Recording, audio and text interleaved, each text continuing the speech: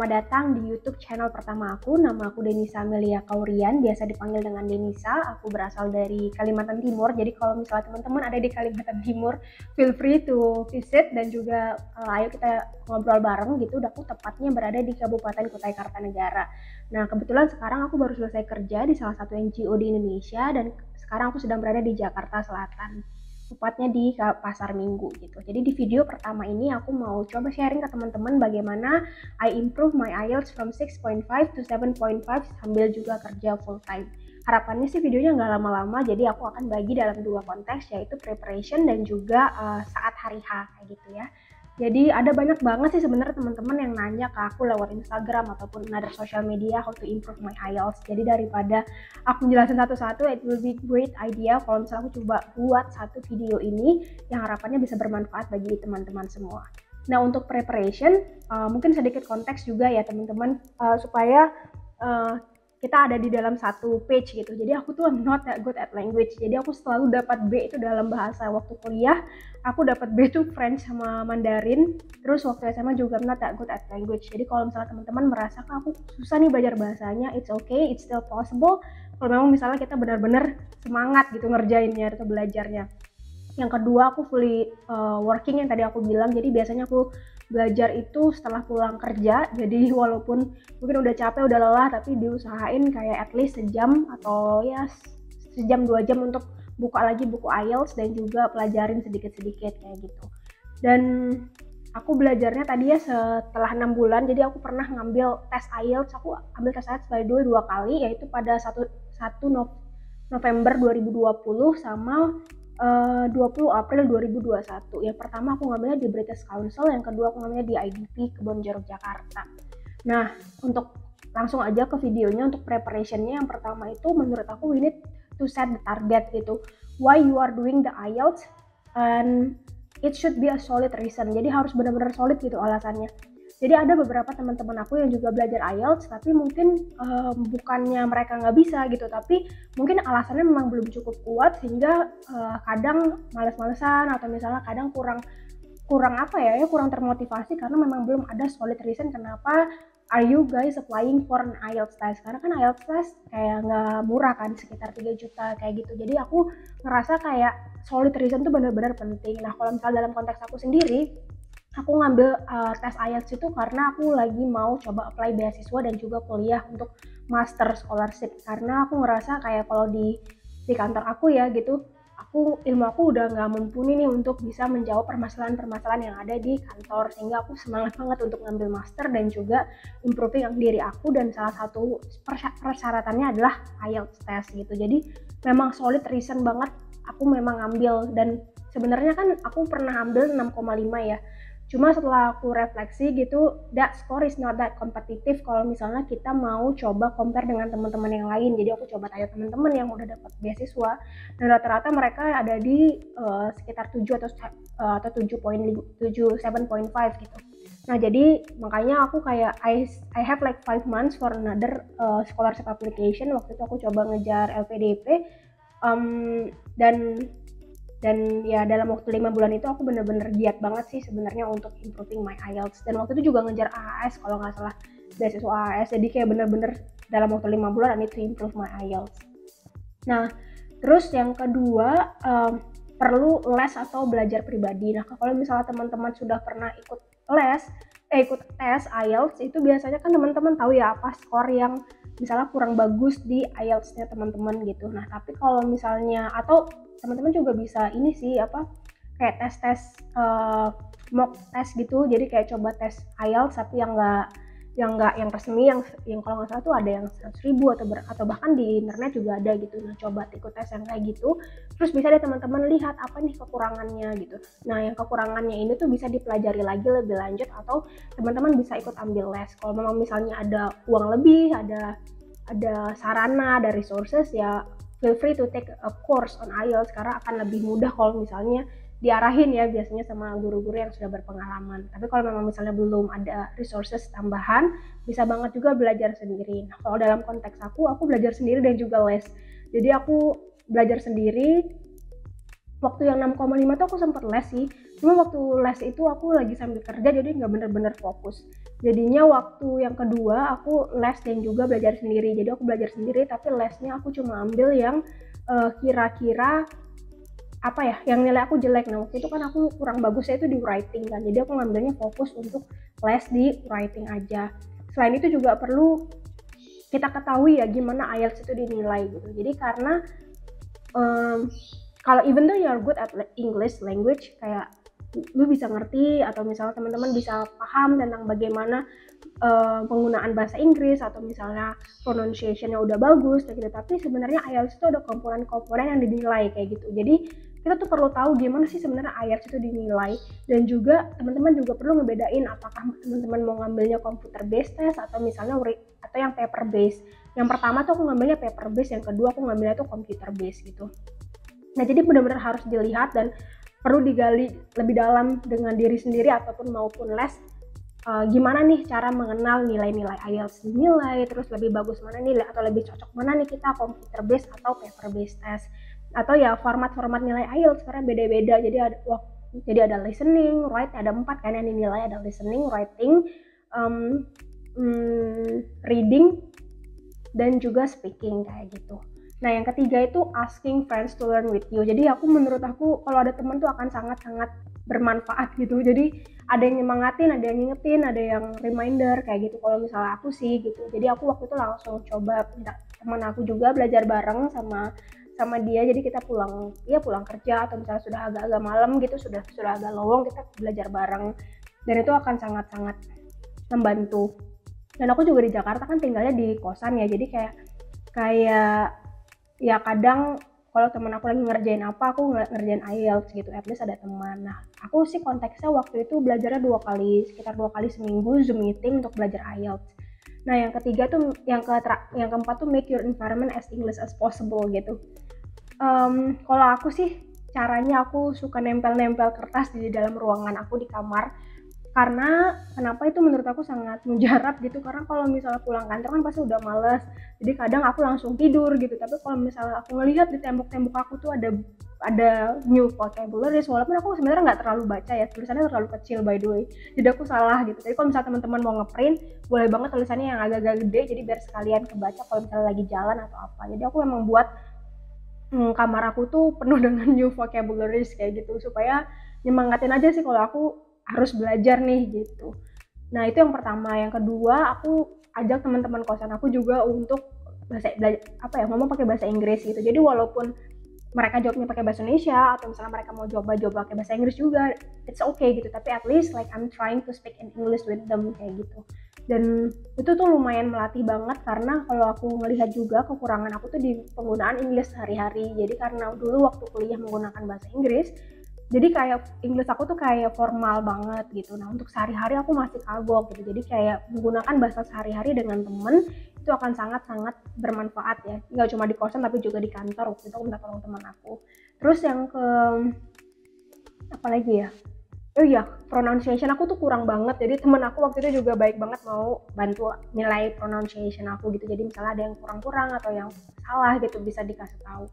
Terus juga mungkin tips and trick, aku juga beli ini ya, earphone gitu, earbuds gitu. Pokoknya aku dulu setiap ke kantor atau misalnya mau olahraga atau mau nyuci baju, aku selalu dengar podcast dalam bahasa Inggris kayak gitu. It improve my English a lot, especially in the context of vocabularies ya. Jadi udah terbiasa aja. Bahkan jadi aku dengerinnya tuh BBC News, terus kayak karena aku tuh sukanya tentang development, jadi tentang development sector, atau misalnya orang cerita tentang pengalaman mereka tapi in English kayak gitu. Aku bahkan kalau nonton film juga aku kadang ulangin apa yang mereka omongin gitu supaya pronunciation aku bisa bener kayak gitu.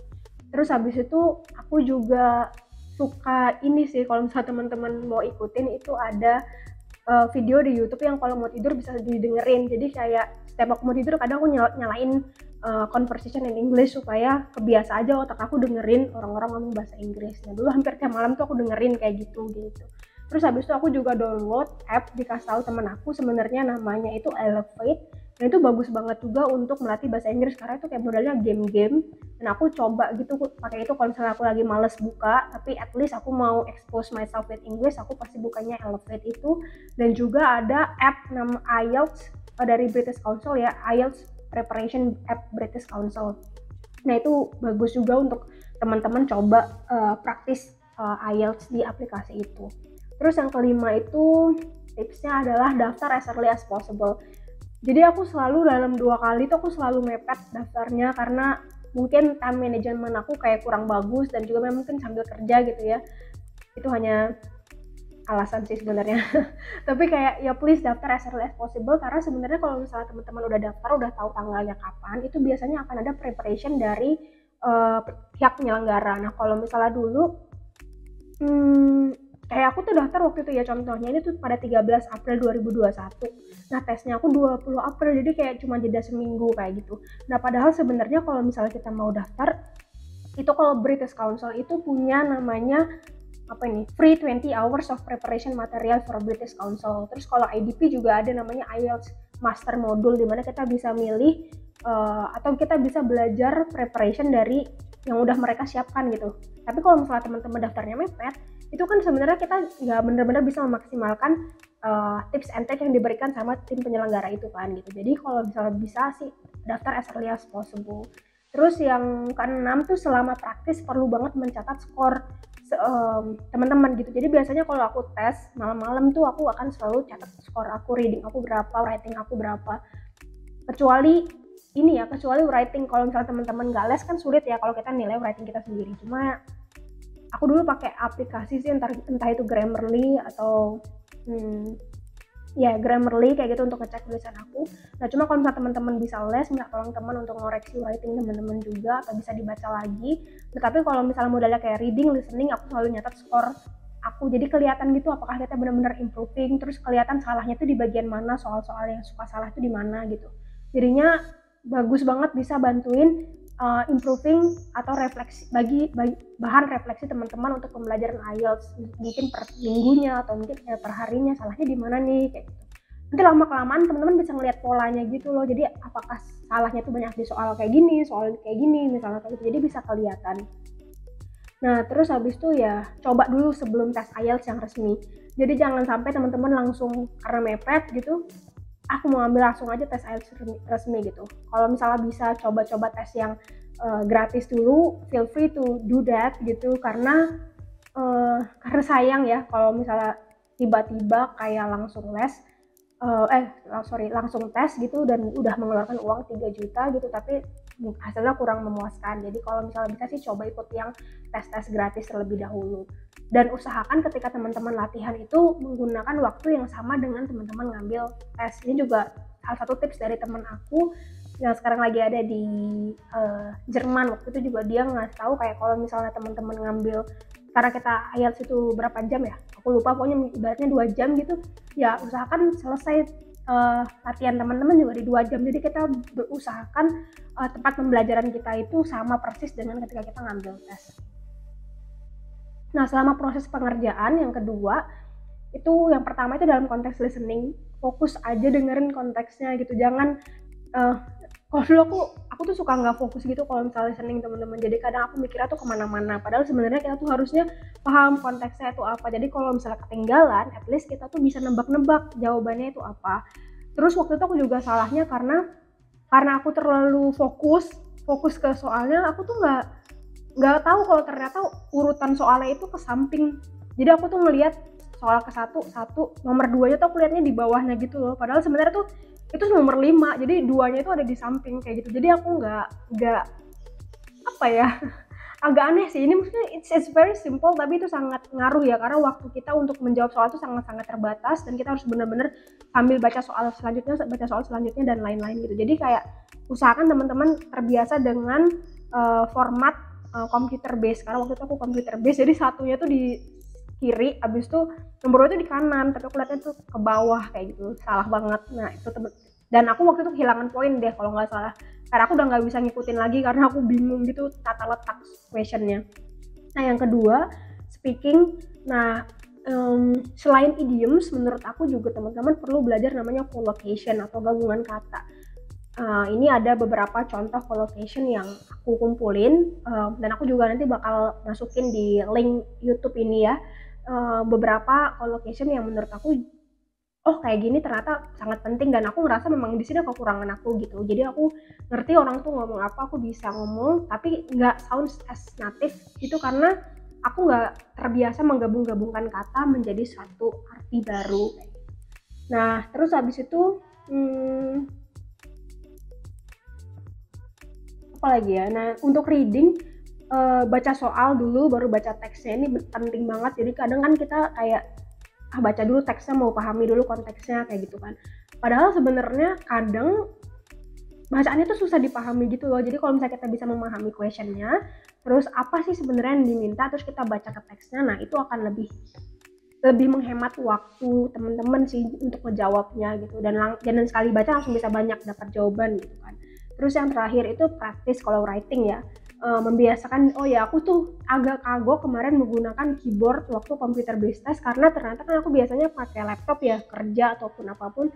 Nah, tiba-tiba waktu tes itu aku dapat komputer besar gitu loh, komputer yang dulu dipakai, terus keyboardnya itu yang jaraknya itu jauh-jauh gitu. Jadinya aku nggak kagok gitu, jadi aku banyak banget typo waktu ngerjain IELTS test karena aku nggak kebiasa dengan keyboardnya. Jadi teman-teman kalau bisa coba tanyain aja nanti keyboardnya itu menggunakan apa, terus biasain diri teman-teman nulis di situ. Nah, kalaupun itu kalau komputer based, kalau misalnya kayak writing, teman-teman harus biasain menggunakan pensil ya, karena waktu yang pertama tes itu aku juga kebanyakan waktu ngapus teks kayak gitu karena aku nggak kebiasa nulis pakai pensil, padahal kan sebenarnya harusnya, karena aku biasanya pakai laptop kan gitu. Jadinya biasain diri teman-teman dengan format yang tes yang akan teman-teman lalui kayak gitu sih. Jadi itu beberapa tips dan trik dari aku untuk improving your IELTS. Kalau misalnya teman-teman ada masukan atau pertanyaan, feel free to address the questions in the comments atau tanggapan di komen. Juga nanti aku coba kasih juga beberapa link untuk teman-teman bisa cek lagi, ada collocation atau nanti ada beberapa link untuk aplikasi yang aku suka gunakan, dan mungkin beberapa YouTube ya yang aku juga suka dengerin untuk persiapan IELTS dan lain-lain gitu. Kalau misalnya teman-teman merasa video ini bermanfaat, feel free to like dan juga subscribe dan juga share ke video, dan supaya aku juga bisa lebih semangat lagi buat videonya. Kalau misalnya teman-teman ada ide juga bisa langsung aja kasih di komen untuk apa yang perlu aku diskusiin atau sharing ke teman-teman. Terima kasih for watching, bye.